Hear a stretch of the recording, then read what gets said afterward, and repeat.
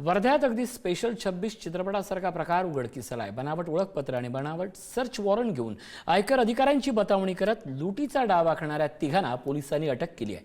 नागरिकांच्या सतर्कतेमुळे हा मोठा अनर्थ टळला आहे। वर्ध्यात घडला स्पेशल 26 सारखा प्रकार। बनावट ओळखपत्र आणि सर्च वॉरंटसह लुटीचा प्रयत्न। नागरिकांच्या सतर्कतेने टळला अनर्थ। पोलिसांनी आवळल्या आरोपींच्या मुसक्या। वर्धा जिल्ह्यातल्या रामनगर परिसरात धक्कादायक प्रकार घडला। प्राचार्य चिंतामण कोंगरे यांच्या घरी 3 जण अचानक पोहोचले आणि आम्ही आयकर विभागाचे अधिकारी असल्याची बतावणी त्यांनी केली। या तिघांनी बनावट ओळखपत्र आणि बनावट सर्च वॉरंट कोंगरे यांना दाखवत घरात तपासणी सुरू केली। तुम्ही बेनामी मालमत्ता आणि मोठ्या प्रमाणात रोख रक्कम जमवल्याचा आरोप करत त्यांनी कोंगरे यांच्यावर दबाव टाकण्याचा प्रयत्न केला। इतकंच नाही तर व्हिडिओ रेकॉर्डिंग करण्यासही त्यांनी सुरुवात केली, पण त्यांच्या हालचाली संशयास्पद वाटत होत्या। कोंगरे यांना शंका आली। त्यांनी आपल्या आर्थिक व्यवहारांची कागदपत्र आपल्या सीए कडे असल्याचं सांगितलं। माझ्या घरी हे 2-3 लोक आले आणि आम्ही इन्कम टॅक्सच्या ऑफिसचे ऑफिसर आहोत अशी माहिती दिली आणि तुमच्याकडून मला सगळी माहिती पाहिजे आणि म्हणून ते घरात आले आणि मला ते सगळी माहिती विचारत होते आणि तुमच्या काय म्हणतात बा सगळी पैसे किती आहे, कुठे आहे, कोणत्या अकाउंटला आहे, सगळी आम्हाला माहिती पाहिजे।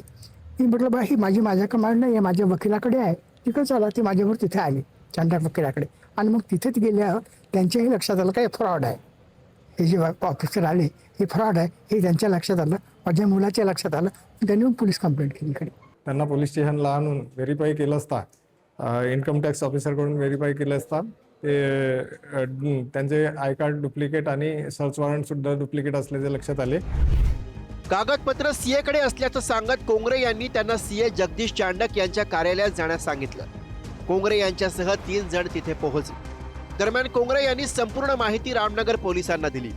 काही वेळातच पोलिसांचं पथक घटनास्थळी दाखल झालं। पोलिसी चौकशीचा धाक दाखवताच या तिघांचं बिंग फुटलं।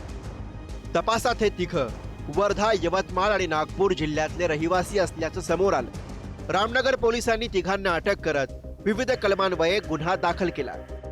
किसन ज्ञानेश्वर पर्वत, चेतन रमेश चव्हाण आणि अभिषेक विश्वकर्मा हे फसवणूक करण्याच्या उद्देशाने गेलेले 3 आरोपी आमच्या ताब्यात आहेत। बाकी त्यांना गुन्हा दाखल करून बाकी तपास करण्याची तजवीज ठेवणार। एकीकडे सायबर गुन्ह्यांचं प्रमाण वाढत असताना दुसरीकडे बनावट अधिकारी बनून नागरिकांना धमकावत लुटण्याचे प्रकारही सुरू आहेत। पण कोंगरे यांच्या सतर्कतेमुळे या तिघांचा डाव उधळला गेला आणि फसवणूक होण्यापासून ते वाचले। बुरट्यांपासून वाचायचं असेल तर अशीच सतर्कता दाखवणं गरजेचं आहे। पंकज गादगे, पुढारी न्यूज, वर्धा।